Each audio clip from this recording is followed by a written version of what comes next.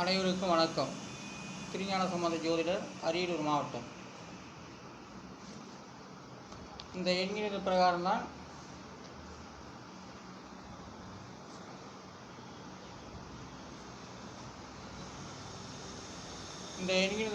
சொல்லப்பட்டு வருகின்றேன். அதாவது உண்மை என்றால் என்னங்கிறது என்னும் எழுத்துமே சொல்லப்பட்டு வருகிறது. நான் உருவாக்கப்பட்ட தமிழ் ஜோதிடம். எதையுமே இந்த உலகத்தில் பொய் இங்கே என்பது இல்லை.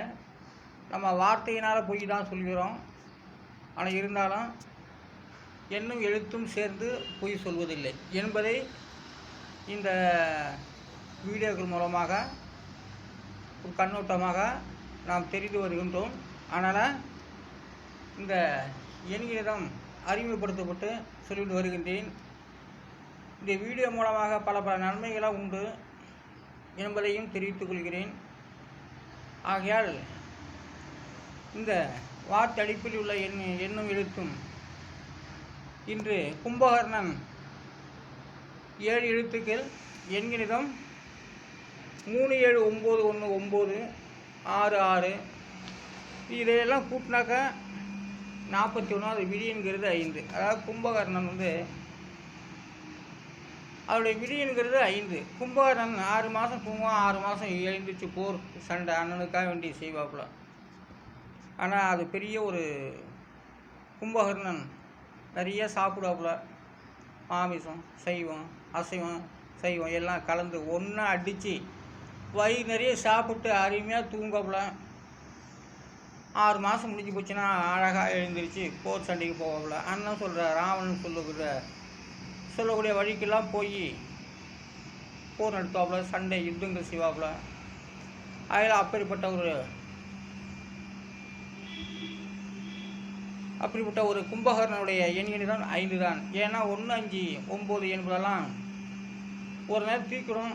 அதுவே பசி ஆட்டும், அதுவே போர் தொடுக்கும். அப்படிப்பட்ட ஒரு எண்களை தான். அதாவது 1, 5, 9ங்கிறதெல்லாம் ஒரு நேரம் அள்ளி தரும். அதுவே கீழே இறக்கிட்டு.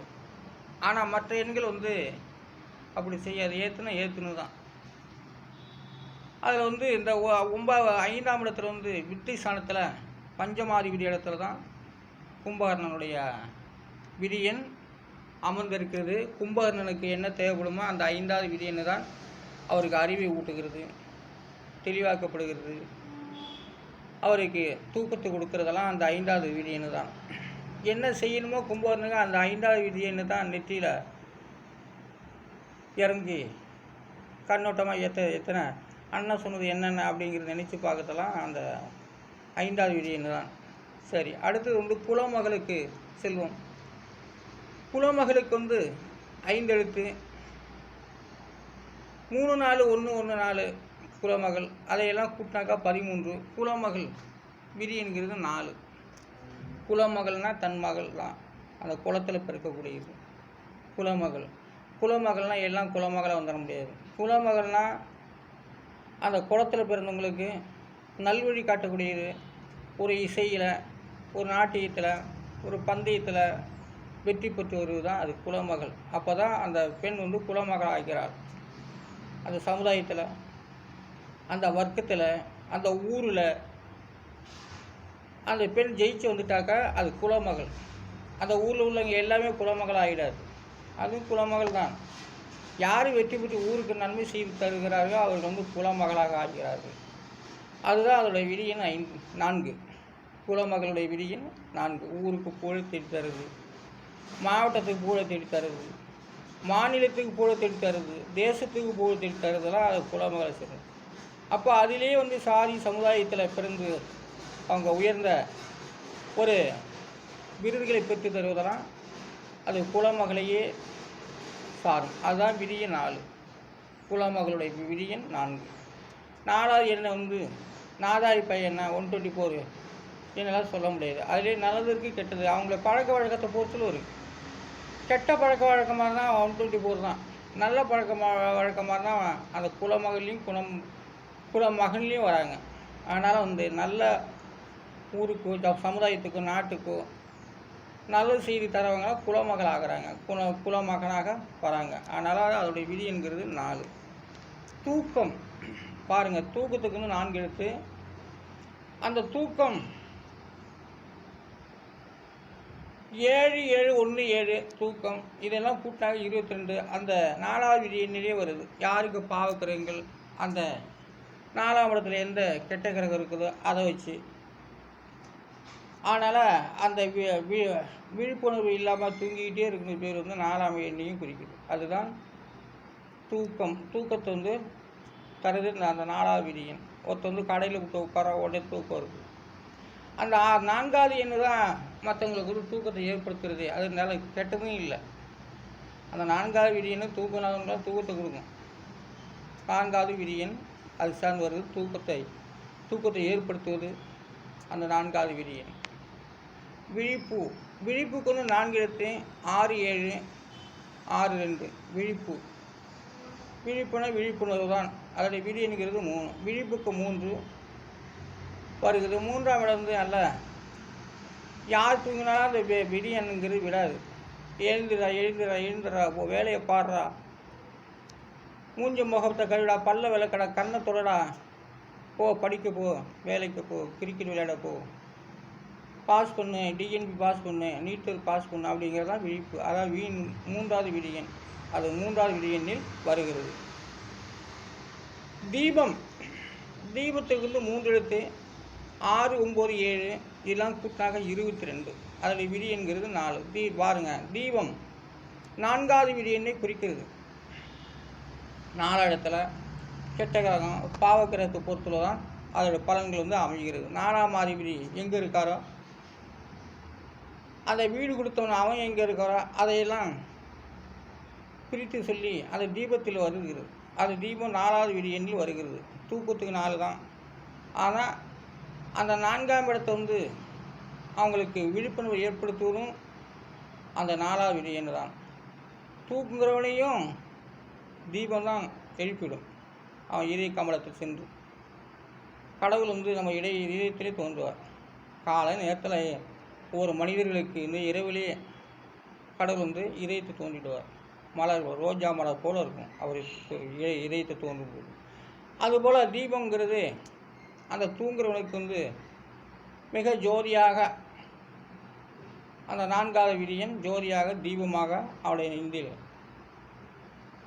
தீபமாக எரிந்து சூழ்த்து அவனை எழுப்ப வைக்கிறது தான் 4வது விதியன். தீபம் 4வது விதியன்.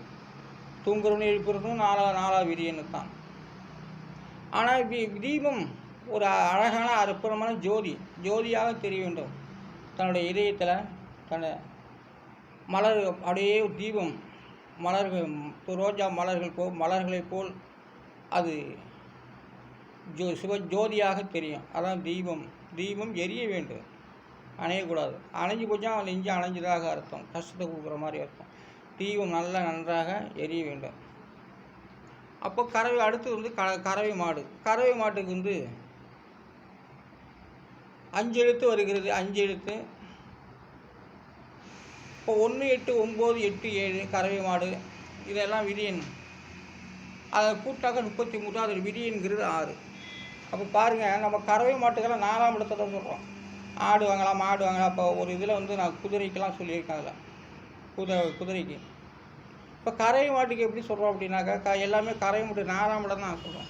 அந்த 4ஆம் இடத்தை வச்சு தான் ஆடு வாங்கலாம் மாடு வாங்கலாம் கோழி வாங்கலாம் குஞ்சு வாங்கலாங்கிறதெல்லாம். கறவை மாடு வாங்கணும் அப்படின்னாக்கா அந்த விதியன் 6வது விதியன் அவனை சேர்ந்திருக்க வேண்டும். 6வது விதியன் அவனுக்கு வந்து 6ஆம் இடமும் அந்த 6ஆம் அதிபதி நல்ல இடத்துல நல்லா உள்ளக்கூடியனா அவன் கறவை மாடு வாங்கலாம். அது விரையன்னு சொல்ல முடியாது. கறவை மாட்டுடைய விதியன் 6. அதான் கறவை மாடு பால் கறக்கிற மாடு தான் சொல்கிறோம். கறவை மாடு பொதுவாக 6வது விதியனில் வருகிறது. சினை மாடு பாருங்கள், சினை மாட்டுக்கு வந்து 4 எழுத்து வருகிறது. 4 4 8 7 இதெல்லாம் கூட்டாங்க 23. அது விதியனுங்கிறது 5. சினை மாடு ஒரு சினை மாட்டாக வாங்குறான்னு வச்சுக்க, அவனுக்கு விதியன் 5 தோன்றும். அது வந்து 5ஆம் தேதியோ அல்லது 14ஆம் தேதியோ அல்லது வந்து 23ஆம் தேதியோ அந்த மாதிரி தேதிகளில் அவன் அந்த சினை மாட்டை வாங்க போகிறான். சினை மாட்டை வாங்கிட்டு வருது. அதாவது சினை மாட்டுடைய எண்களில் விதியன் 5. அப்போது கறவை மாடு அதை விட கூடுதல் ஒன்று விதியன் 6ஆக இருக்குது. சினை மாடு வாங்கினா விதியின் 5ஆக இருக்குது. அப்போ அதை விட இது கூடுதலாக இருக்குது, இதை விட அது கூடுதலாக இருக்குது சினை அது கறவை மாடு. அப்போ சினை மாட்டுடைய விதியின் 5 தான். அப்போது சினை மாடு கன்று போட்டாச்சுனாக்கா ஒன்று கன்று குட்டியோட 1 2 வருது இல்லையா, அதான் சினை மாடு. ஒன்று கூடுதலாக இருக்குது, அதான் கறவை மாடு. இது சினை மாடு 5.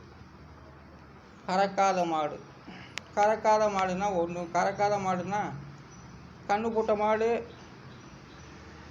அது பால் கறந்து முடிஞ்சு போச்சுன்னா அது கறக்காத மாடுன்னு பேர். கறக்காத மாடு 1 8 7 8 7 8 7 இதெல்லாம் கூட்டினாக்கா 46 வருகிறது. அந்த 46க்கு விதியின் 6.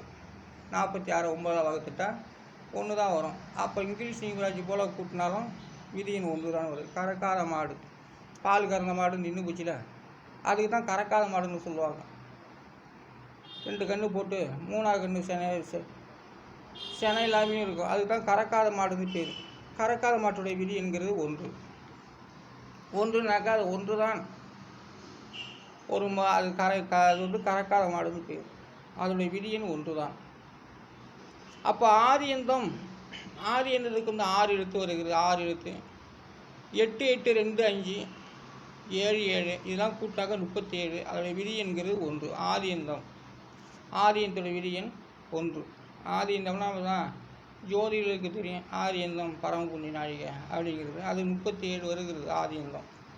அதை 9ஆக வகுத்துட்டாலும் 1 தான் வரும். இங்கிலீஷ் நீங்கராட்சி போல் கூட்டினாலும் அது விதியின் 1 தானே வரும். பாருங்கள், இப்போ வந்து பசு மாடு வரும். பசு மாடுன்னா என்ன?